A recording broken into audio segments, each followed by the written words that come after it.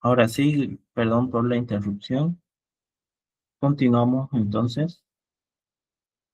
Estábamos hablando acerca del corcho, ¿no? La primera sustancia que se vio bajo el microscopio. El corcho es extraído de la corteza de un tipo de alga. Es utilizado, como les comentaba, principalmente en la industria del vino, también en, en la construcción, en la producción de calzados, etc. Entonces, lo primero que va a observar el señor Robert Hooke va a ser esta formación, ¿no? Estos elementos, estas pequeñas celdas. Y él lo va a llamar a esto células, ¿no? Va a dar paso a la definición de células. Más adelante, el fisiólogo de Bohemia, un checo llamado Jan Evangelista Purkinje, va a acuñar este término de protoplasma. ¿Qué es el protoplasma? Él va a decir que es el contenido vivo de la célula. Al principio, los biólogos, los estudiosos de la biología, podían ver ciertos elementos de la célula, pero no podían ver con mucha claridad, con mucha definición. Entonces llamaban a todo el contenido de la célula en general protoplasma. Es como que no sabemos qué es el protoplasma bien, pero sabemos que está dentro de la célula, así que lo vamos a llamar protoplasma. Al saber más cosas acerca de la estructura y la función de la célula, hoy en día se ha comprendido, se sabe, que el contenido vivo de la célula es un sistema muy complejo y que tiene partes diferentes o partes heterogéneas. Ahora sabemos, a diferencia de 1839, que la célula tiene organilos, tiene una membrana plasmática, tiene ribosoma, tiene el aparato o complejo de Golgi, tiene una membrana plasmática. Ahora, después de muchos años, conocemos bastante bien el funcionamiento de la célula.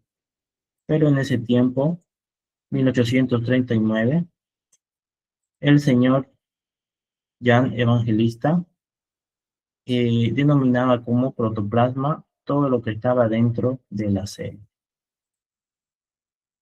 El término protoplasma ahora carece de un significado, hoy lo voy a poner, el término protoplasma hoy carece de un significado claro, en un sentido físico o químico, pero todavía puede utilizarse para referirse a todos los constituyentes organizados de la célula. ¿Y qué quiere decir esto en otras palabras? Vamos a ver una pequeña explicación.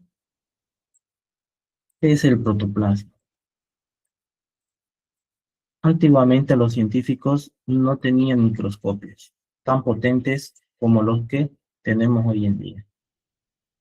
Ellos veían que dentro de la célula había una sustancia como viscosa y viva que se movía, ¿no? Que realizaba diversas funciones. Y a todo este conjunto, lo que es el núcleo con el citoplasma, le llamaron protoplasma. Es como decir la materia de la vida. ¿Por qué el texto dice que carece de un significado claro? Porque hoy en día ya nosotros sabemos que la ciencia es mucho más precisa. Si analizamos el interior de la célula, no encuentras una sola sustancia uniforme que se llame protoplasma. Si no encontramos, por ejemplo, agua, encontramos proteínas, lípidos, carbohidratos y encontramos organelos, ¿no? Lo que hemos estado viendo en esta unidad, las mitocondrias, ribosomas, la membrana plasmática, el núcleo, el nucleolo, etc. El complejo de Golgi. Decir protoplasma en química es como decir comida, ¿no? Es muy general. Para referirse a una cena elegante. Es una palabra demasiado general. No explica la complejidad ni la organización física de cada parte por separado. Es como cuando preguntamos en nuestras casas, ¿no? ¿Qué vamos a comer hoy? Y les dicen comida, ¿no? Pero comida es muy general. Puede ser desde una sopa hasta un queperí, ¿no? Es muy general. Lo mismo es protoplasma. Es muy general y no explica la complejidad de la célula. Muy bien. Y entramos al punto número 2, teoría celular. Aquí vamos a ver a estos dos alemanes, Matthias Schleiden y Theodor Schwann. Es el primero botánico que estudia las plantas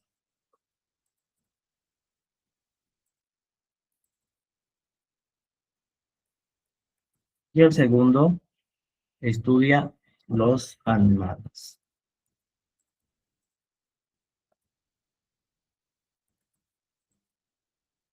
Entonces estos dos señores se juntan y van a compartir su conocimiento. Esto va a llegar a construir la teoría celular. ¿Qué dice la teoría celular? Los cuerpos de todas las plantas y animales están formados de células. Y a partir de aquí va a empezar a desarrollarse la disciplina de los estudios celulares. Aquí tenemos otras dos frases que son muy similares. Solo pueden aparecer nuevas células por división de las preexistentes. Esta idea fue generada por el señor Rudolf Virchow, que era otro estudioso de la célula, ¿no? También él señaló que cada célula proviene de otra célula. Una célula no puede surgir si no es de otra célula. Y esta frase y las anteriores se relacionan con el principio de la biogénesis. Esto lo vimos en la unidad número 1 del tema de biología. Entonces, se hace una deducción de que todas las células que viven actualmente se remontan a tiempos más antiguos. Si la célula solo puede surgir de la célula, para que existan células hoy en día, tuvieron que descender de las células mucho más antiguas o de tiempos modernos, ¿no? De tiempos antiguos. Esta idea es señalada por el señor August Weismann alrededor del año 1880.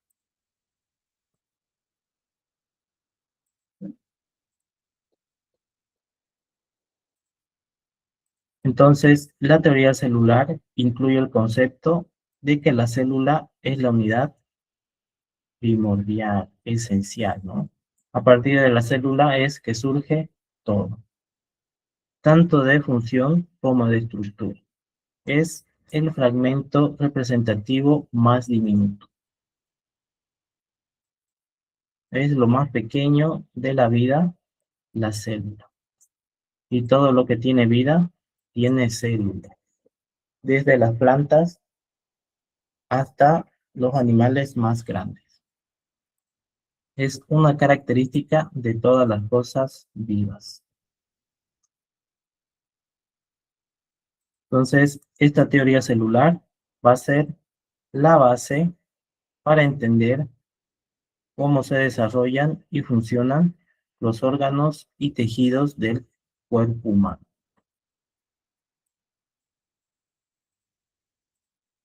Y también cómo se originan y progresan las diferentes enfermedades. Y todos estos descubrimientos gracias al desarrollo del microscopio, que es el inicio.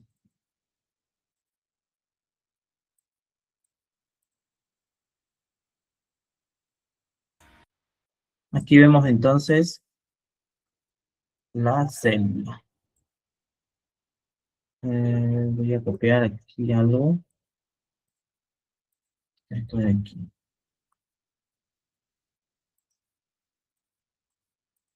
Aquí vemos dos células, una animal y otra vegetal de color verde. Cada célula contiene un núcleo, un centro, ¿no?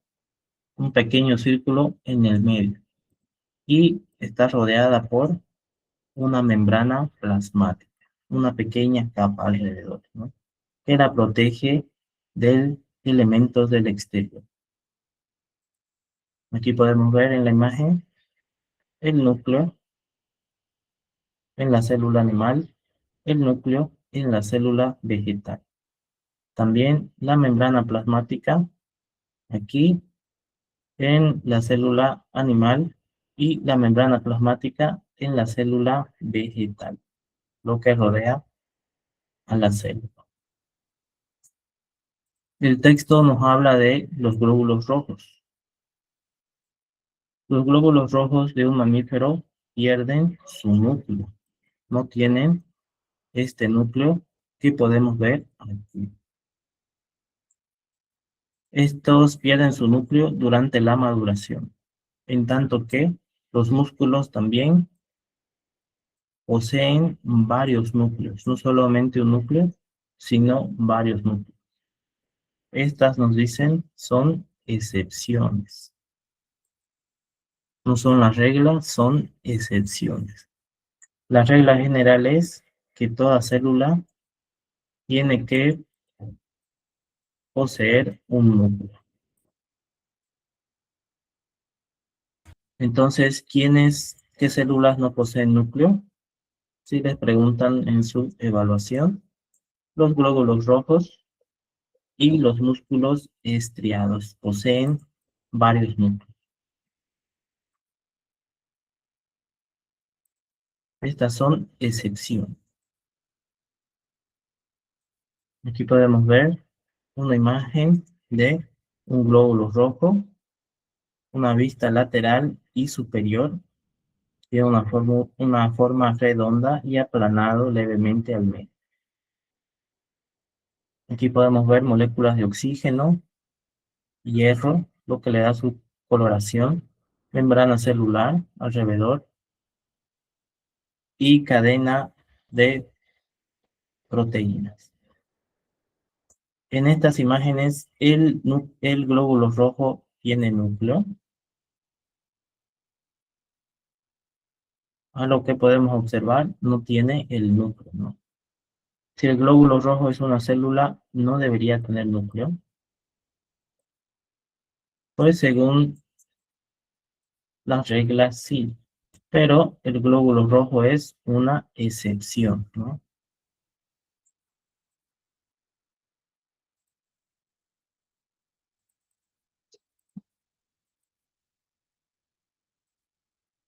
Aquí tal vez algo para aclarar este tema. Aunque existe una regla general. ¿Cuál es la regla general?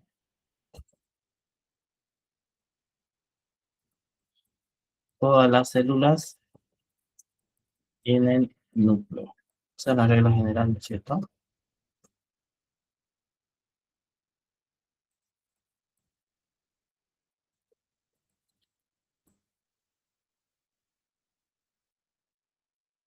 La naturaleza presenta algunas excepciones. La regla general, un núcleo por célula, La mayoría de las células eucariotas poseen un único núcleo. Sin embargo, hay una excepción: los glóbulos rojos no tienen núcleo. El texto menciona que los glóbulos rojos de los mamíferos pierden su núcleo durante su proceso de maduración. Estas, al ser células especializadas, que tienen una función muy específica, que es eh, distribuir el oxígeno y otros elementos a través del cuerpo, a través de la sangre, oxígeno por la sangre. La pérdida de este núcleo les permite tener mucho más espacio. ¿Para qué? Para la hemoglobina. Y son más flexibles para atravesar los capilares sanguíneos. Entonces, por un tema de evolución, por un tema de que son células especializadas, los glóbulos rojos no tienen núcleo.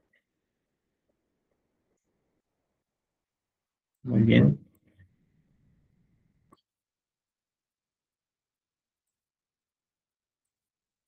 Y aquí vamos a empezar a ver qué es la membrana plasmática.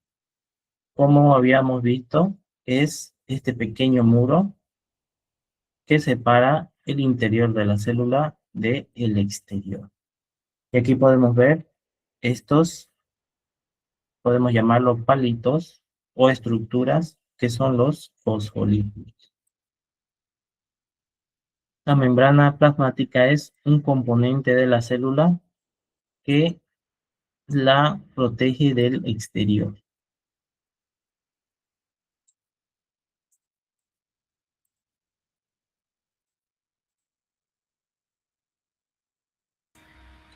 En las plantas y animales más simples, toda la materia viva se encuentra dentro de una sola membrana plasmática.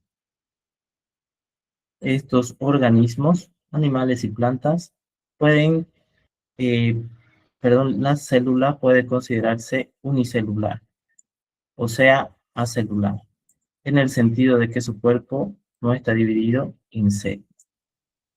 Aquí vamos a ver también una excepción. Existen algunos casos donde algunas plantas son unicelulares, ¿no? Vamos a ver qué casos son esos. Nos dice, pero pueden presentar una alta especialización de forma y función dentro de esta célula única, que además puede ser muy grande, mayor que todo el cuerpo de algunos organismos multicelulares. Es, por lo tanto, erróneo suponer que un animal o una especie de una sola célula, por ejemplo, las diatomeas, el moho, las levaduras, tienen una sola célula, es forzosamente menor y menos complejo que otro de varias células. ¿Qué quiere decir todo esto? Y lo vamos a desarrollar. Más células significa más complejidad. Nosotros, los seres humanos, somos pluricelulares, ¿no es cierto? Y los animales, como el gato, el perro, también son pluricelulares. Tienen dos o más células. Y aquí nos preguntan, ¿más células significa más complejidad? El concepto de acelular. Normalmente pensamos que todo ser vivo debe ser una célula o muchas. Pero el texto introduce un término interesante: acelular. Se refiere a organismos donde todo el cuerpo es una sola unidad de vida, que no está dividida, ¿no?, por paredes internas. En lugar de ser un edificio con muchos cuartos, como es un organismo multicelular, este es un gran salón abierto donde ocurre todo.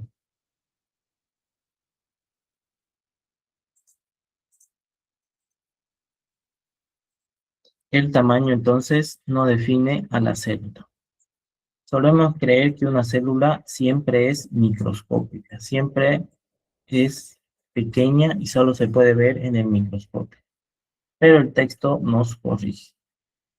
Existen organismos unicelulares que son mucho más grandes que algunos animales multicelulares, como por ejemplo los rotíferos. Tenemos una imagen aquí,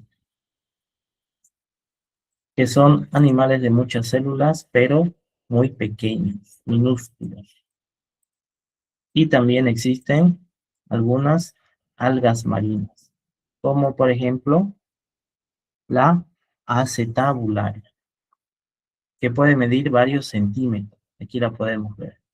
Una célula que se puede ver a simple vista. No necesitamos el microscopio para poder ver esta célula, la acetabularia.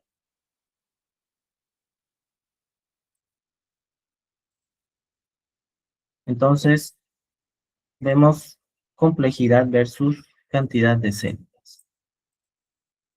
Un solo salón o un ser unicelular puede ser más sofisticado que una casa de muchos cuartos. En un organismo multicelular, las células se dividen el trabajo, ¿no? Por ejemplo, en el ser humano existen glóbulos blancos que defienden el cuerpo, glóbulos rojos que permiten el transporte de oxígeno, etc. Mientras tanto, un organismo unicelular o acelular, como una diatomea o un protozoo, es una célula que tiene que hacer todo solo. Por eso desarrolla estructuras internas u organelos que son extremadamente especializados. Aquí tenemos un ejemplo de la diatomea bajo el microscopio y por otro lado tenemos un protozoo, ¿no?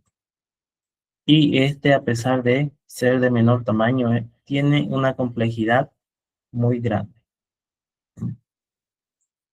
Incluso se dice que una complejidad mayor que algunos organismos multicelulares, a pesar de que estos son unicelulares o acelulares.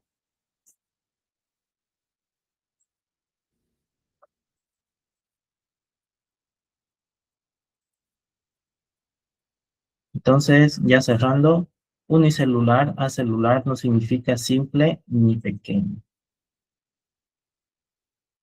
Una sola célula puede tener partes tan complejos como los órganos de un animal. Y es un error juzgar la complejidad de un ser vivo solo contando sus células. Entonces ya hemos visto a qué se refería esta parte del texto, que tal vez no podíamos comprenderla bien. Y ahora sí, retomamos el texto. El texto nos dice, es más difícil preparar un medio que permita el desarrollo y división de las células precedentes de un hombre, un pollo o una salamandra.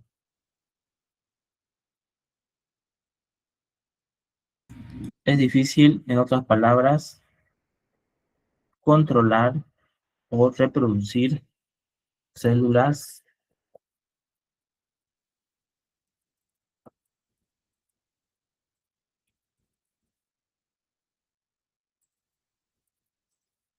células de un hombre, pollo o salamandra. No podemos simplemente sacar una parte de las células y reproducirlas, ¿no? Tienen que existir condiciones muy específicas. En ese tiempo, el primero en lograrlo, en reproducir, en manipular células de estos animales o de estas especies, fue el zoólogo americano Ross Harrison, quien pudo cultivar, reproducir, multiplicar, podríamos decir también,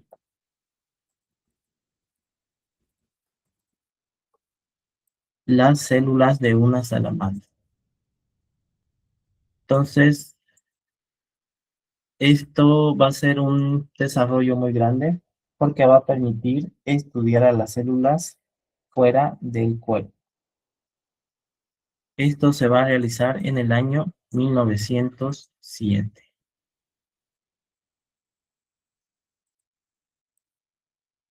Aquí les comentaba que por qué es importante, porque a partir de este logro se ha podido cultivar in vitro o en vidrio diferentes variedades de células animales y vegetales. Esto ha abierto la puerta a innumerables descubrimientos en la fisiología celular. Ha permitido a los científicos observar cómo funcionan las células de manera individual, sin distracciones del organismo completo. Y aquí tenemos un ejemplo de la fecundación in vitro.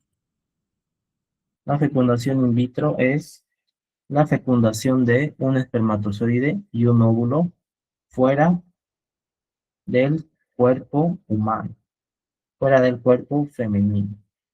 Esto se realiza en un laboratorio, ¿no? O bajo vida. In vitro significa por fuera del cuerpo.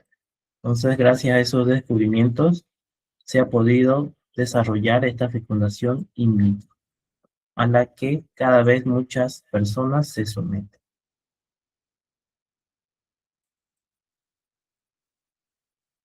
Bien, entonces el texto nos dice que cada célula tiene su membrana plasmática. ¿Cuál es la membrana plasmática? La capa que rodea a la célula. La célula va a tener un núcleo que está aquí, que contiene el ADN. Y también algunos organelos u órganos celulares, es el otro nombre, para que podamos entenderlo mejor. Es como decir pulmones, estómago, corazón, en el caso de los seres humanos.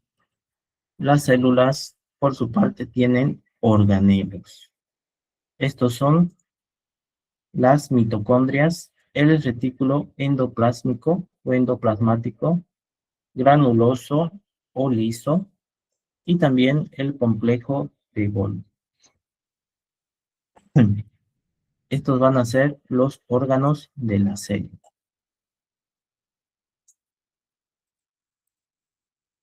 Y así entramos al punto número 3, membrana celular e intercambio de materiales entre la célula y el medio.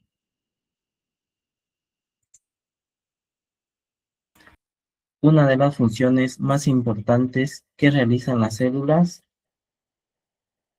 es el intercambio de materiales con el medio exterior.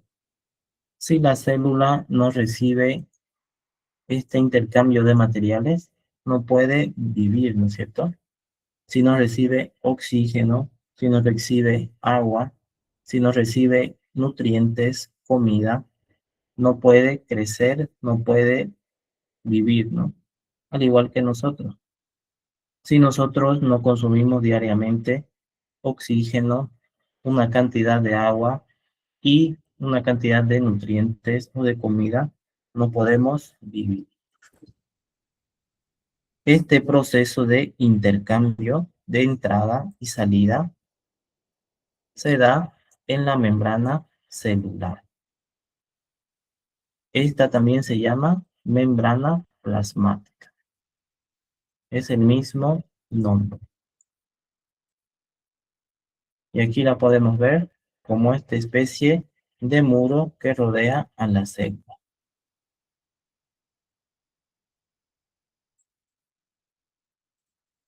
Las membranas, nos dice el texto, no solamente recubren a la célula,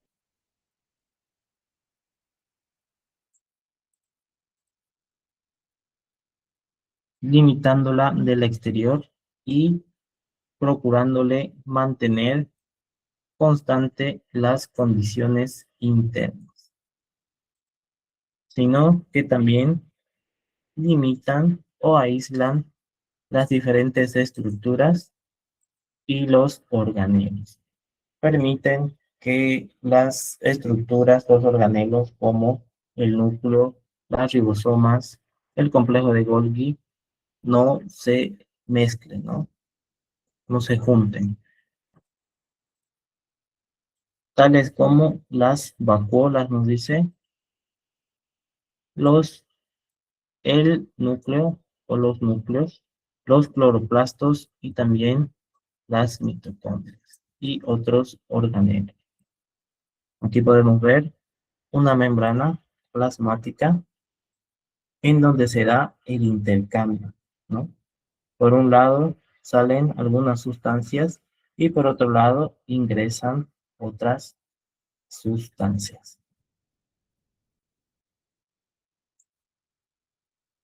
El transporte de materia. El transporte de materia puede realizarse gracias a las presencias de ciertas sustancias que conforman a las membranas. Unas se encargan de formar una compleja estructura. Otras de facilitar el paso de sustancias de una manera selectiva y controlada. Y algunas más tienen como función relacionar a la célula con el medio circundante.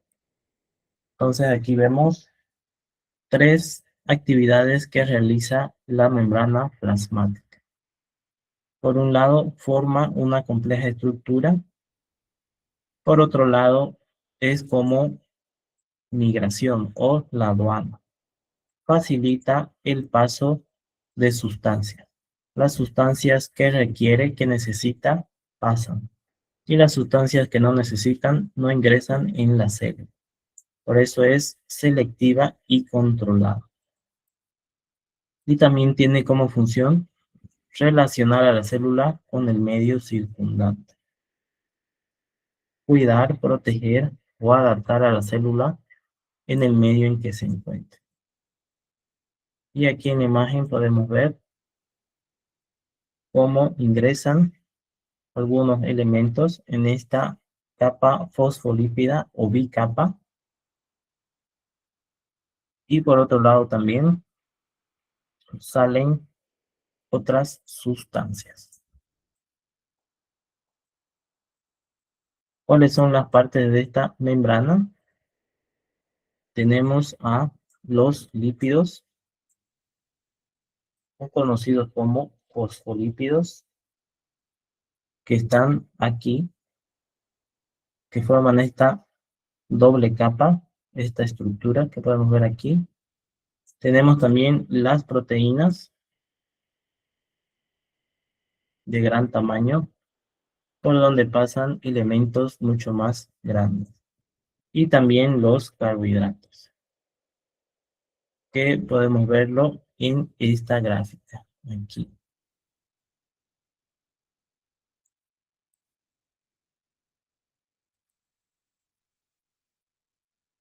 Bien, vamos a hablar acerca de los lípidos.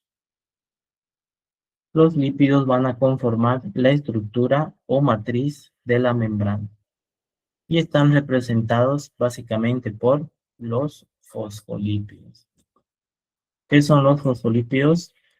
Esto que podemos ver aquí. Esta estructura de color naranja con patas de color azul. Estos fosfolípidos tienen una cabeza. Esta cabeza es hidrofílica. ¿Qué significa hidrofílica? Que tiene una afinidad por el agua.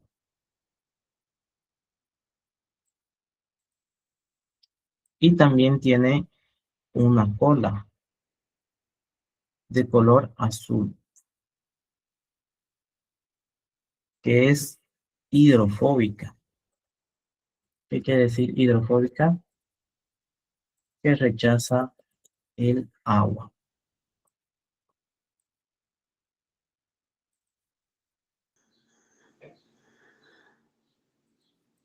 Está formada por cadenas de carbono de naturaleza lipídica. Eh, Israel tiene su micrófono prendido. Gracias.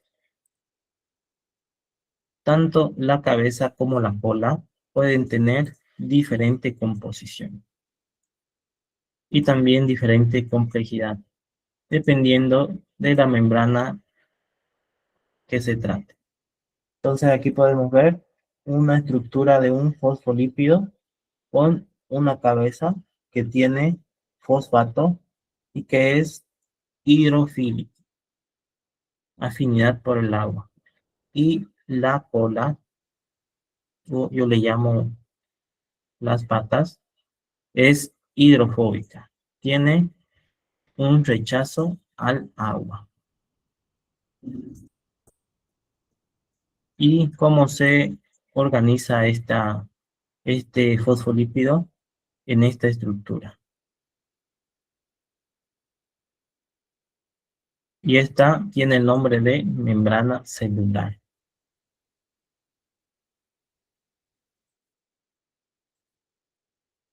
Entonces, hay dos zonas, una hidrofílica y otra hidrofóbica.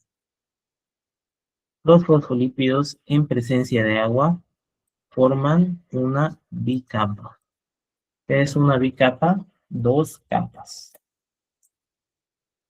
Aquí podemos ver una capa en la parte superior y abajo otra capa. Por eso se le dice bicapa de lípidos o bicapa de fosfolípidos.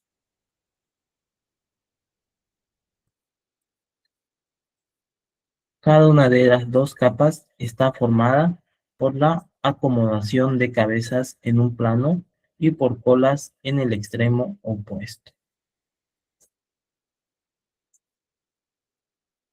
Podemos ver aquí, perdón, la parte de la cabeza y al otro lado la cabeza y en la estructura interna las colas en un extremo opuesto. Nos dice el texto, es similar a la estructura de un emparedado, de un sándwich. Aquí tenemos un sándwich donde las rebanadas de pan están representadas por las cabezas y la crema o mayonesa por las colas. Y es una buena analogía que pueden recordar en su examen. Las cabezas están formadas de esta forma, constituidas de esta forma, y las colas siempre están señalando el interior.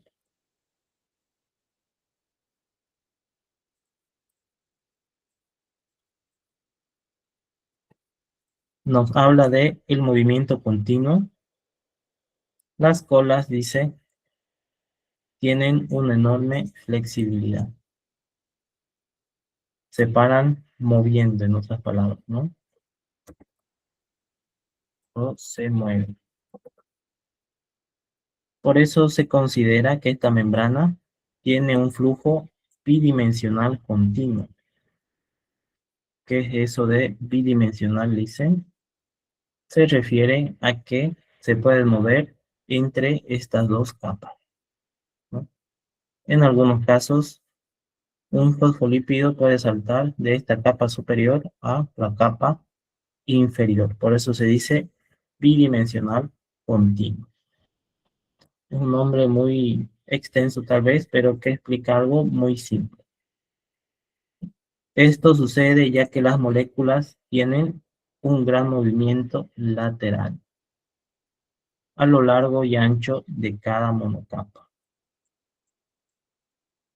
Aquí vemos la membrana plasmática y vemos dos capas, ¿no?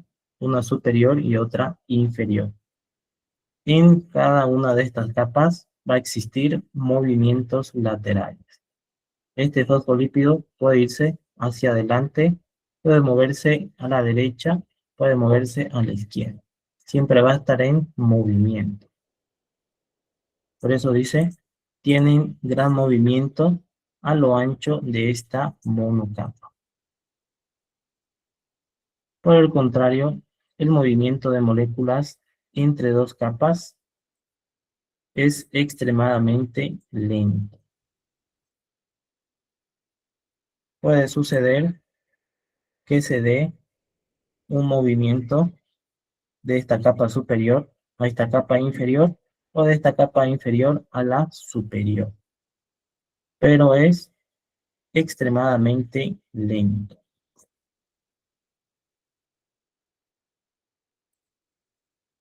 Y aquí tenemos algunos movimientos que puede realizar.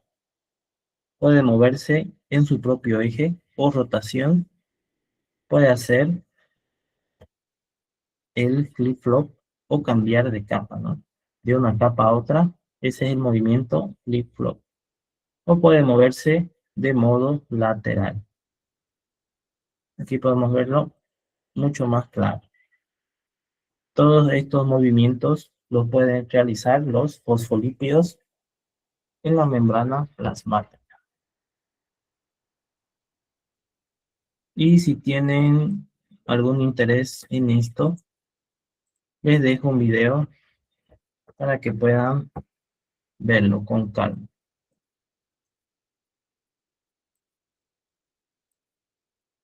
Bien,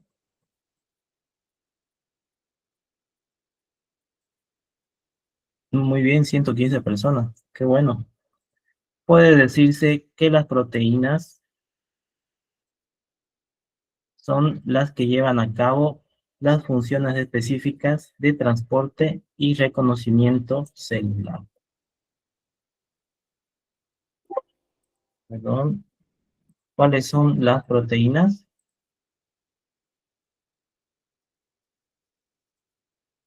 Aquí podemos verlas. Con esta forma podemos ver a las proteínas. Estas, en estas dos imágenes, son fáciles de reconocer por su tamaño y van a realizar funciones de transporte y también van a reconocer los elementos que están alrededor de la célula. Van a hacer un reconocimiento celular. Bien, hasta aquí, ¿alguna pregunta, duda? No, Lince, no hay una pregunta.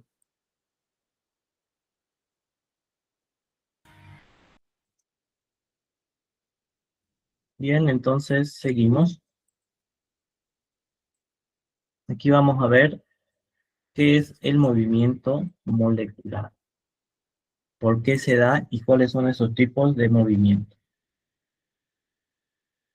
Todas las moléculas de líquidos y gases tienden a moverse o difundirse en todas las direcciones, hasta que se encuentran distribuidas regularmente por todo el espacio disponible. ¿Qué quiere decir esto? Que siempre las moléculas de líquidos y gases van a buscar expandirse, ¿no? Ocupar un espacio. Como cuando servimos un vaso, en un vaso agua, el agua se va a acumular en todo el espacio disponible.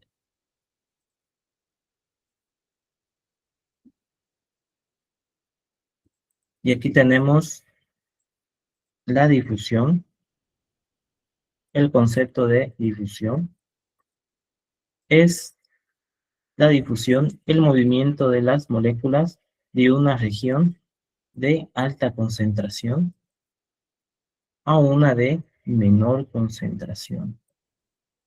Esto se produce de forma pasiva por la energía cinética de las moléculas.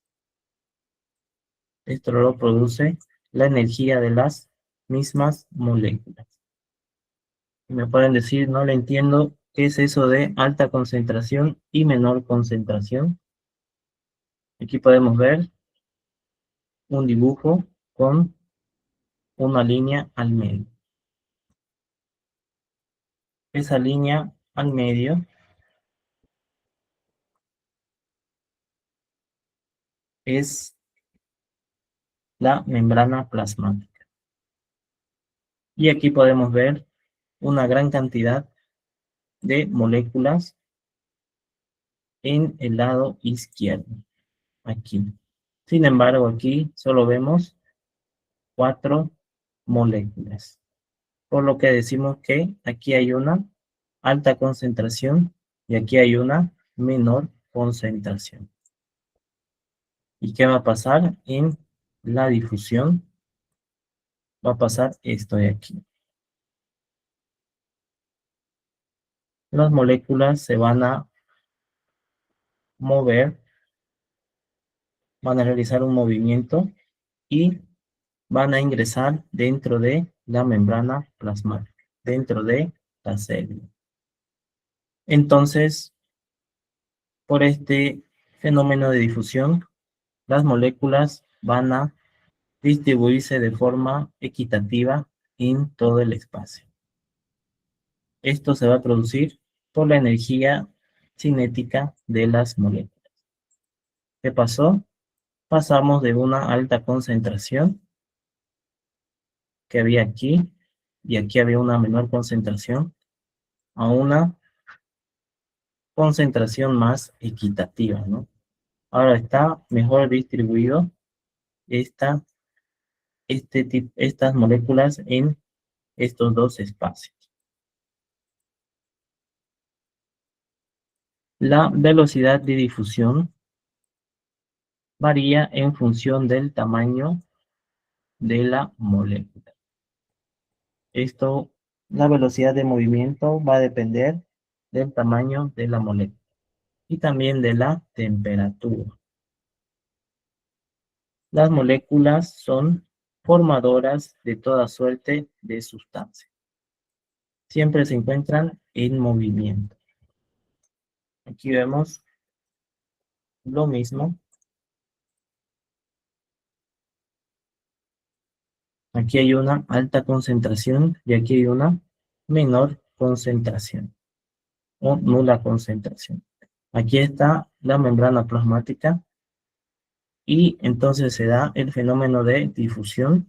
Empiezan a ingresar las moléculas, que son estos puntitos, y posterior a la difusión tenemos una distribución más heterogénea, más equitativa de las moléculas en el espacio.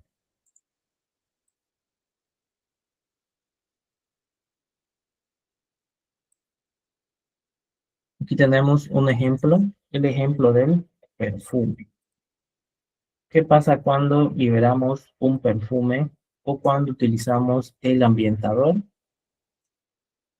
En el proceso de difusión, una sustancia tiende a moverse de una zona de alta concentración a una área de baja concentración, hasta que ésta sea igual a lo largo de un espacio. Eso es básicamente el concepto de difusión. De una alta concentración a una baja concentración hasta que sea igual a lo largo de un espacio.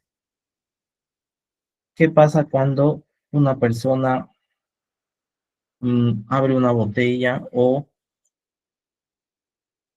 utiliza perfume en un cuarto, se perfuma, o cuando utiliza un ambientador en una habitación?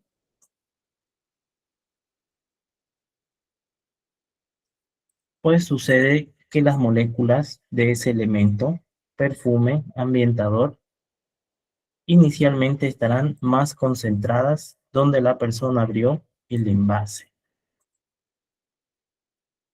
con pocas moléculas o ninguna en la orilla de la habitación. Pero poco a poco el olor del perfume, las moléculas del perfume o ambientador se van a difundir. Y viene difusión, difundir o esparcir, lejos del lugar donde fueron liberadas. Y eventualmente se podrá oler el aroma en los extremos del cuarto. ¿Por qué? Por un fenómeno de difusión.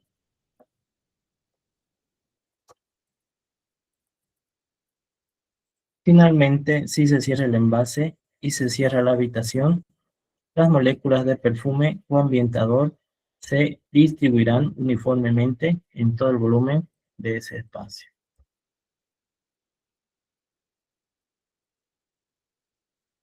Muy bien, hay una imagen muy clara acerca de la difusión. Aquí el texto inicia hablándonos de las diferencias entre los tres estados de la materia. ¿Cuáles son los tres estados de la materia?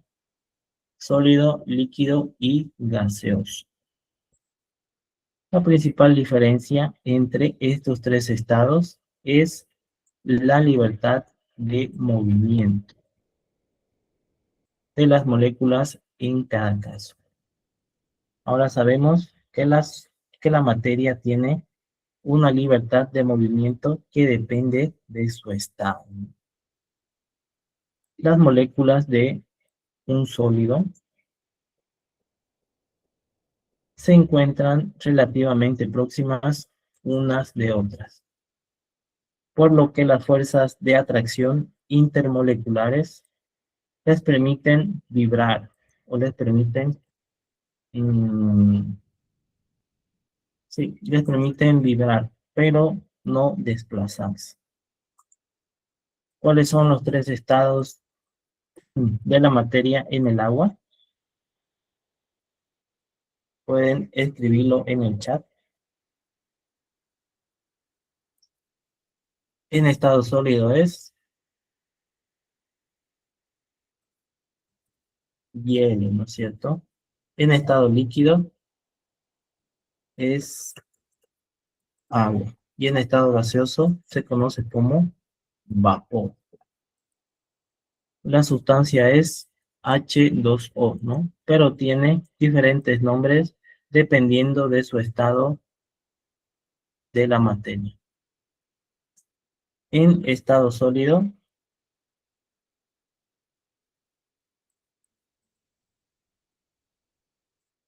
va a tener esta forma. Las moléculas más unidas. En estado líquido va a tener cierta unión, pero van a estar separadas. Y en estado gaseoso se van a mover con mucha más libertad. ¿Y por qué es importante conocer esta libertad de movimiento?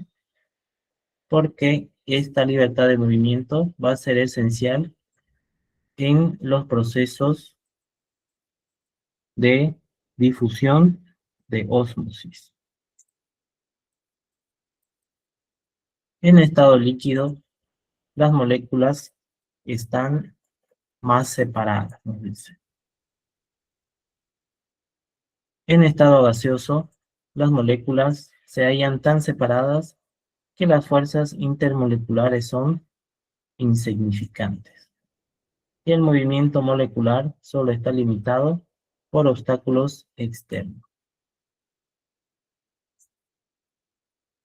Bien, aquí podemos ver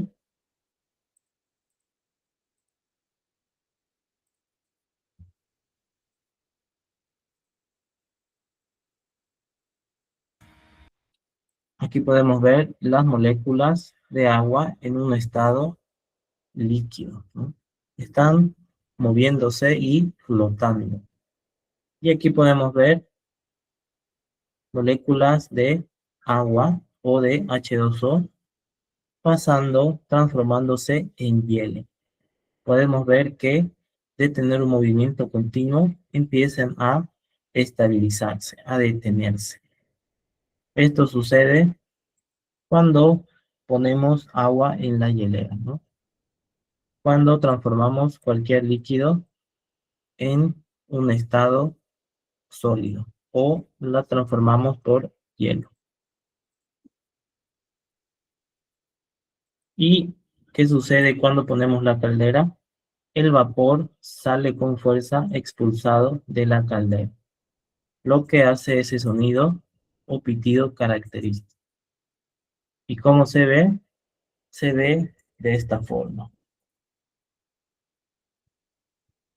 El elemento H2O en estado gaseoso sale con fuerza, ¿no? Disparado hacia arriba. Imagen de agua en estado líquido pasando a vapor, estado gaseoso.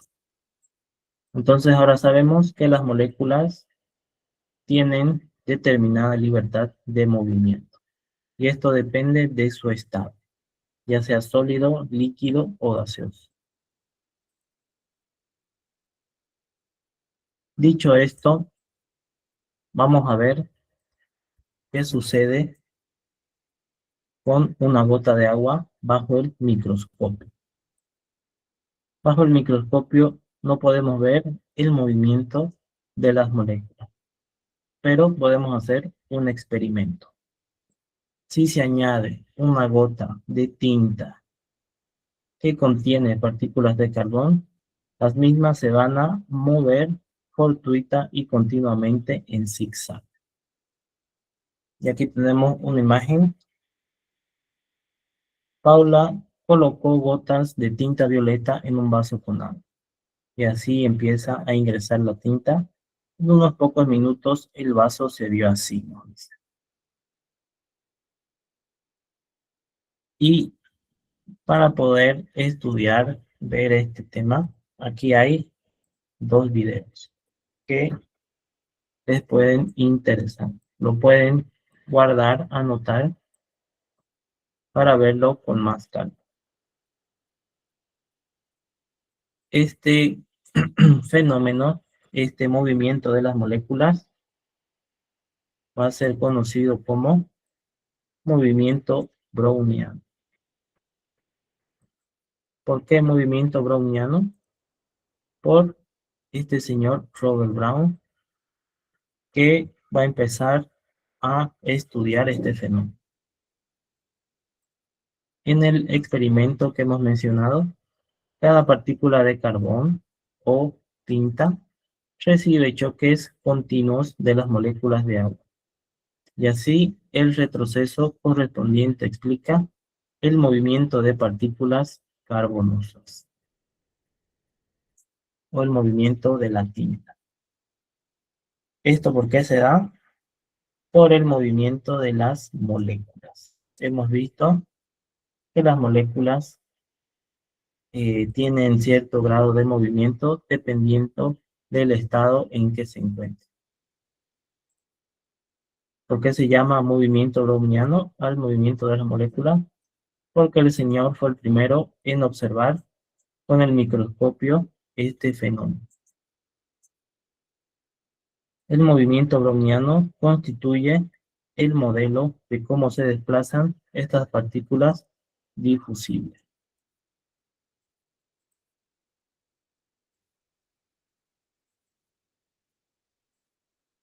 Bien, hasta aquí alguna pregunta.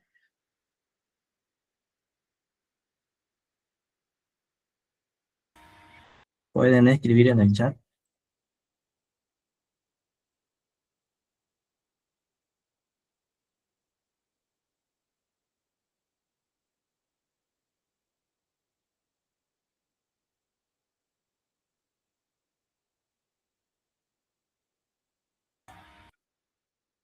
Muy bien, todo bien, Listen, me dice. Perfecto. ¿Qué es el movimiento browniano? El movimiento browniano, que es en honor al señor Robert Brown, es el movimiento de las moléculas de la materia. ¿Se acuerda que hemos visto aquí los diferentes estados de la materia conocida como H2O? En estado sólido tiene esta forma, que es el hielo, ¿no? Que es de forma sólida. En estado líquido tiene cierta movilidad y es conocido este elemento H2O como agua en estado líquido. Y en estado gaseoso tiene una mayor movilidad. Es conocido como vapor en su estado gaseoso. Dependiendo de su estado, va a tener cierto grado de movilidad. Aquí lo tenemos en estado líquido y aquí en estado sólido empieza a condensarse, a juntarse. Y aquí en estado gaseoso tiene una fuerte movilidad, ¿no? Sale con fuerza hacia arriba. Eso es el movimiento browniano. Noel Tapia tiene su cámara prendida. Puede apagar su cámara.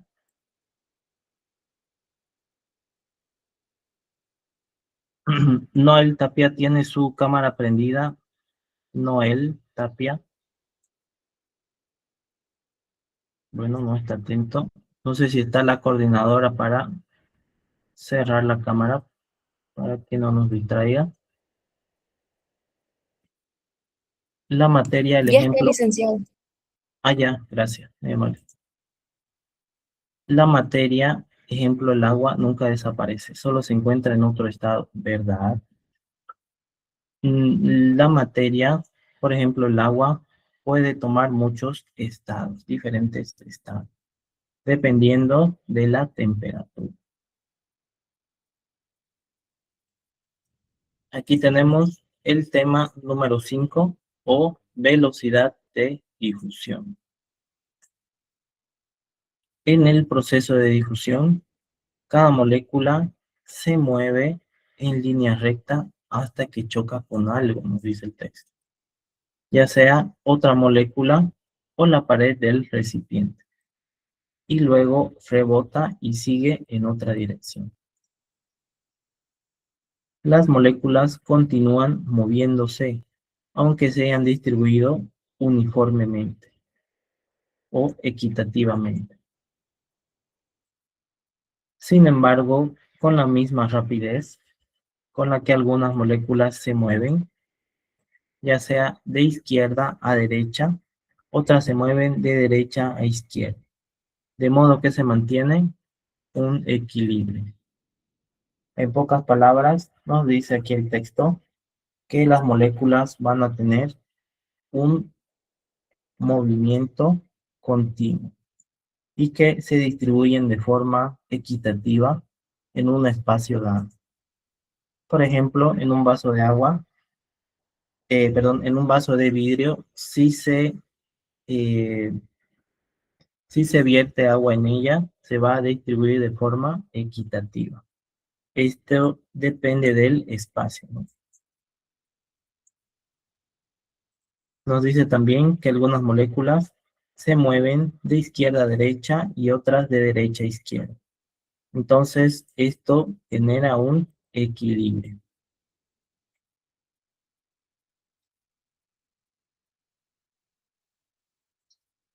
Cualquier número de sustancias se difundirá independientemente unas de otras en la misma solución. Las distintas moléculas se desplazan a razón de varios cientos de metros por segundo. Las moléculas tienen una determinada velocidad.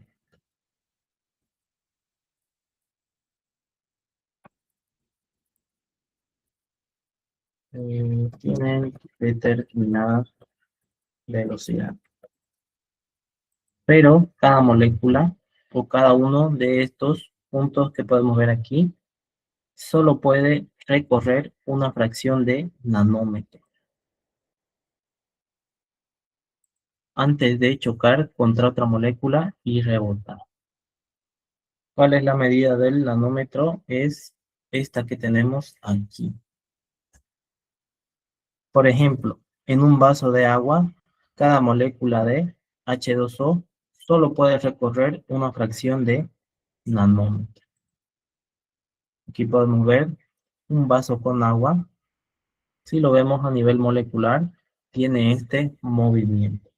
Las moléculas se mantienen en un continuo movimiento, aunque no podemos verlo a simple vista.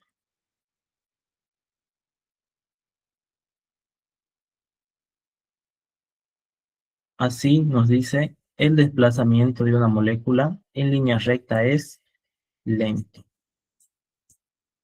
Para que una molécula se mueva en línea recta se da de forma muy lenta. Esto puede demostrarse si se pone en el fondo de una probeta, que es un elemento del estudio de los elementos químicos. Si se pone en el fondo de una probeta llena de agua un fragmento de colorante.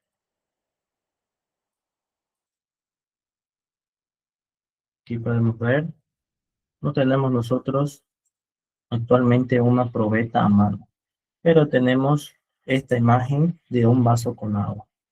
Y podemos ver aquí cómo el colorante empieza a ingresar de forma lenta al vaso con agua. Eso también podemos verlo en los videos que les mandé.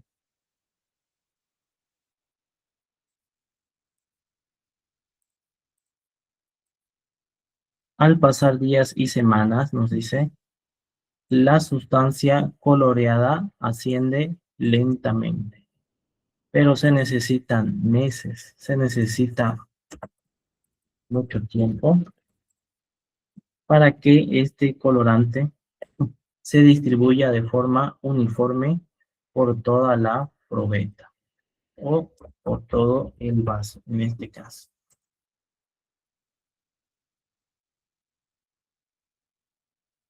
Vemos pues que aunque la difusión sea rápida en distancias cortas o suceda de forma rápida, una molécula necesita mucho tiempo para recorrer unos simples centímetros. Entonces la difusión es rápida, ¿no? Pero para que vaya en línea recta, la molécula necesita mucho tiempo.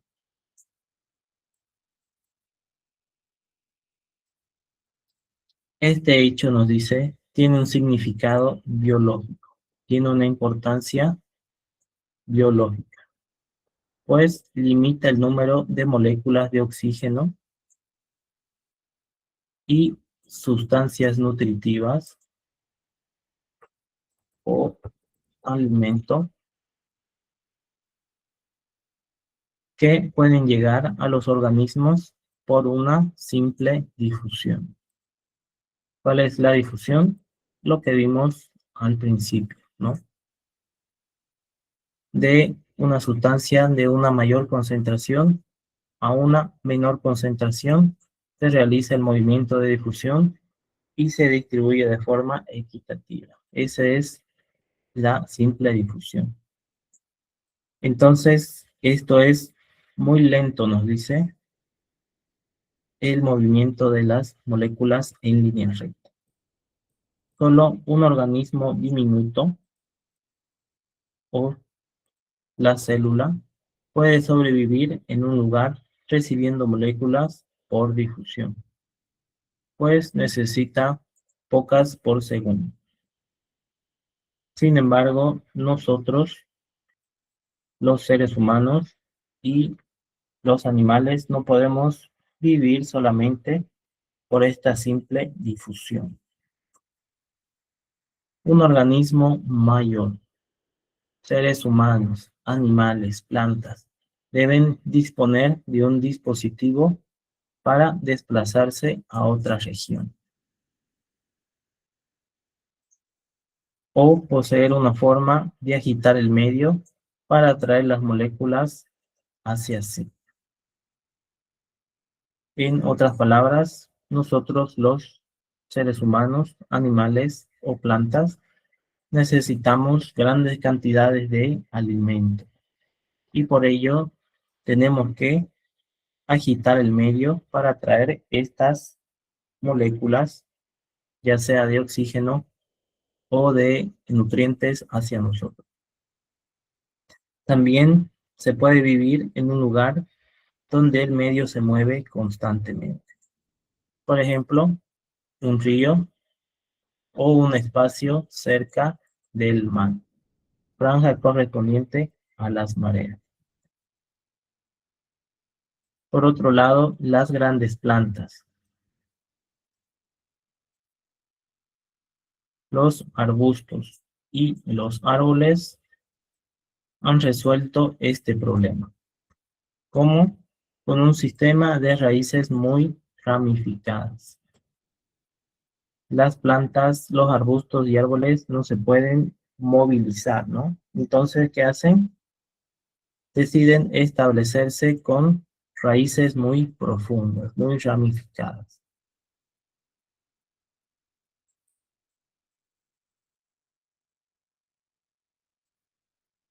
Aquí podemos ver las raíces de un árbol y aquí en la selva, ¿no? Cómo están sus raíces muy ramificadas.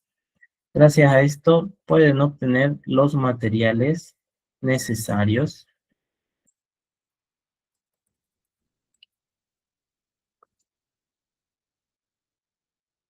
para sobrevivir, ¿no? Los materiales necesarios para poder vivir. El oxígeno, el agua y los nutrientes del medio ambiente.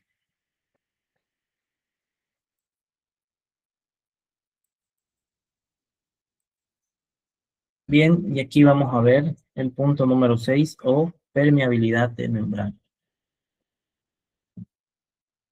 Si una membrana deje pasar moléculas de una sustancia, va a depender de su estructura y también del tamaño de los poros. Ya sabemos qué es la membrana plasmática o celular, ¿no es cierto?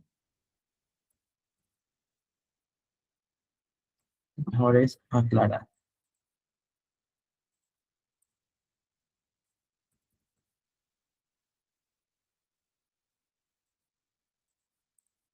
Que una membrana plasmática o celular deje pasar moléculas depende de la estructura, el tamaño de los poros de la membrana.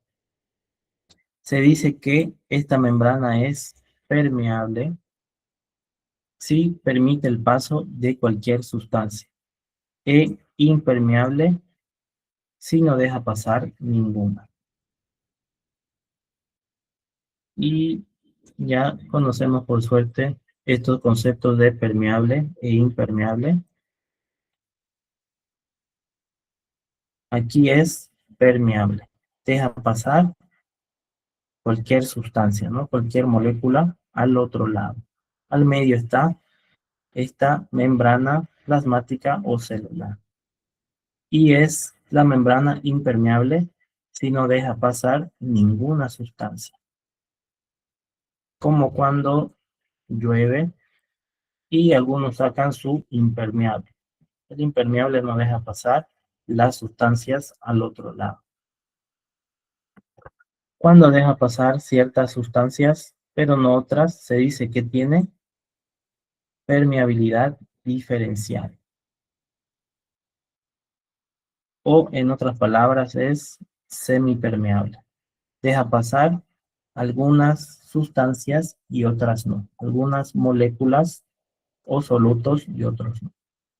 Aquí vemos las sustancias, aquí la membrana y vemos que han pasado algunas moléculas de color verde, mientras que las moléculas de color rojo se han quedado en el exterior.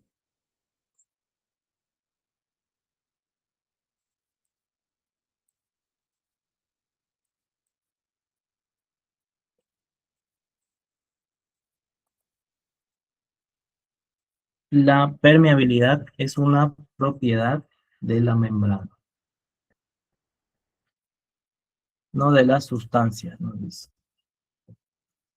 Todas las membranas que rodean células, núcleos, vacuolas y estructuras subcelulares poseen una permeabilidad diferencial.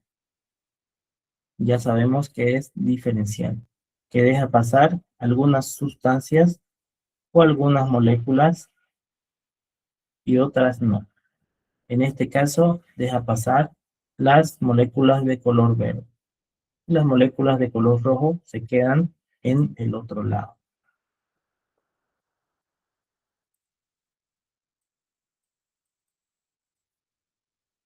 El paso de una sustancia disuelta por una membrana dotada de permeabilidad diferencial se llama diálisis. Aquí tenemos la definición de qué es diálisis. Es el paso de una sustancia disuelta, puede ser agua con azúcar, agua azucarada, por una membrana dotada de permeabilidad diferencial, donde deja pasar unos elementos y otros no. Esto se llama diálisis. El texto nos da un ejemplo. Si se llena con solución de azúcar, una bolsa de colodión, celofán o pergamino y se sumerge en un vaso con agua, las moléculas de azúcar dializan o atraviesan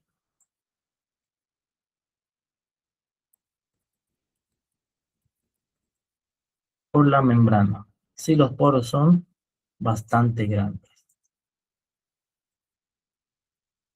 Y para entender este fenómeno de la diálisis, en caso de que quieran algo más didáctico, les puedo pasar este video.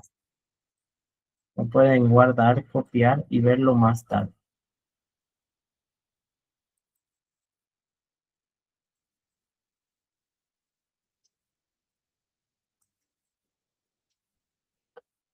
Mm, Tras el tiempo apropiado, nos dice, el análisis del contenido de glucosa o azúcar eh, de líquido dentro y fuera de la bolsa mostrará que son iguales. ¿A qué se refiere esto? Nos dice que en un momento determinado,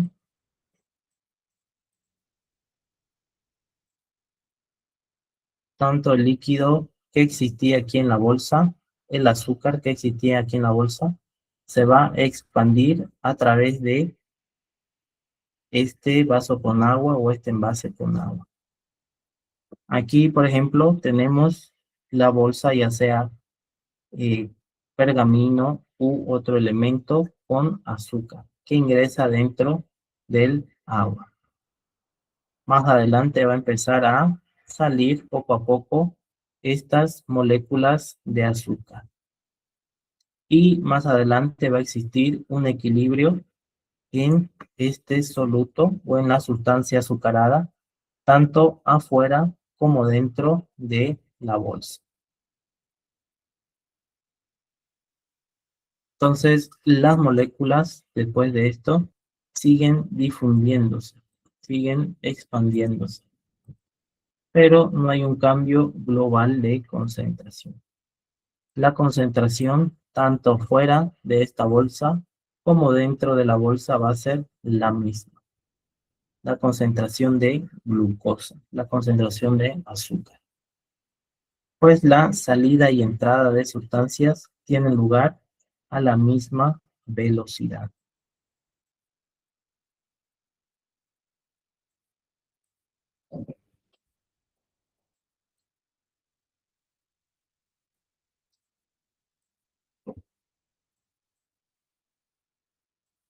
Nos dice el texto, si la membrana de la bolsa tiene poros menores o espacios pequeños.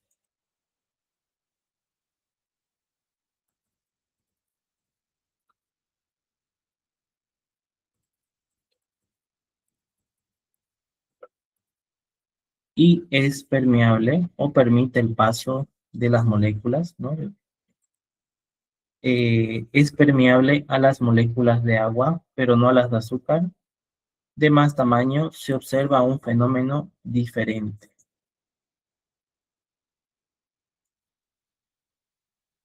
El saco, que se cierra con un tapón atravesado por un tubo de vidrio, se llena con una solución de azúcar y se pone en un vaso con agua. Esto de aquí es ya otro experimento, ¿no?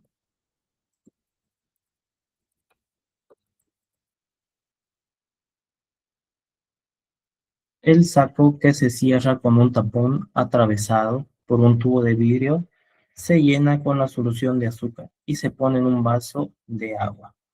Las moléculas de agua no pueden filtrar por la membrana y por lo tanto permanecen en el interior. Bueno, este experimento lamentablemente no pude encontrarlo en internet, así que no puedo replicarlo.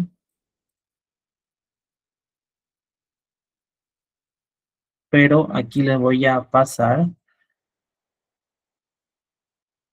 un video que les va a explicar otro proceso importante, que es la ósmosis. ¿Cómo se da la ósmosis? ¿En qué momento se da la ósmosis?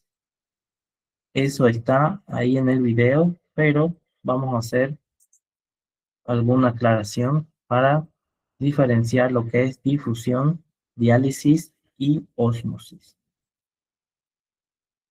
La difusión es el movimiento libre y general de partículas o de moléculas, ¿no?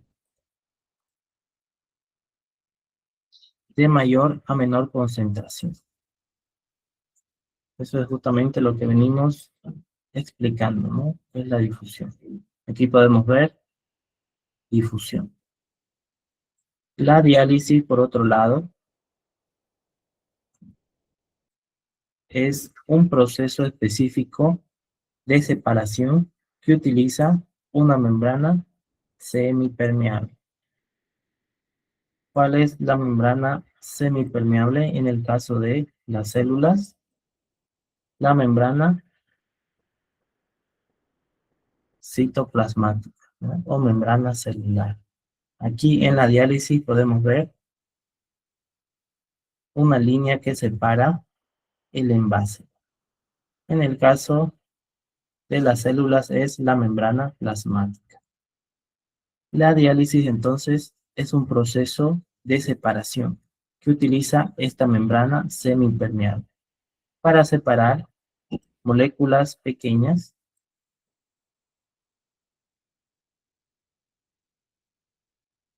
o podemos llamarlos cristaloides de las grandes coloides, basándose en su tamaño. La diálisis, en otras palabras, deja pasar unas moléculas y otras se quedan. En palabras más simples, más fáciles de comprender. Aquí podemos ver moléculas de color café y moléculas de color rojo. La membrana semipermeable y al otro lado está vacía. Se da la diálisis y ¿qué sucede? Se da una distribución, se pasan las moléculas a través de esta membrana semipermeable y otras se quedan. Entonces esta es la diálisis. Ya sabemos la diferencia entre difusión y diálisis. ¿Y qué es la ósmosis? La ósmosis es el fenómeno que se produce cuando dos soluciones con diferente concentración son separadas por una membrana semipermeable. ¿Cuál es la membrana semipermeable? La podemos ver aquí en la imagen. Esta es la membrana semipermeable. Aquí está. Entonces, ósmosis, fenómeno que se produce cuando dos soluciones con diferente concentración, aquí vemos diferente concentración, son separadas por una membrana semipermeable. Y el solvente se difunde a través de la membrana del líquido de menor concentración al de mayor hasta equilibrar las concentraciones. Este fenómeno se produce de forma espontánea, sin gasto energético y por lo tanto es un fenómeno de difusión pasiva. No se utiliza energía aquí. Aquí vemos poca concentración, membrana semipermeable y alta concentración. Y aquí se da un cambio, ¿no es cierto? Está equilibrado la concentración en ambos lados. Muy bien, creo que me estoy pasando de mi tiempo. ¿Tienen alguna consulta hasta aquí?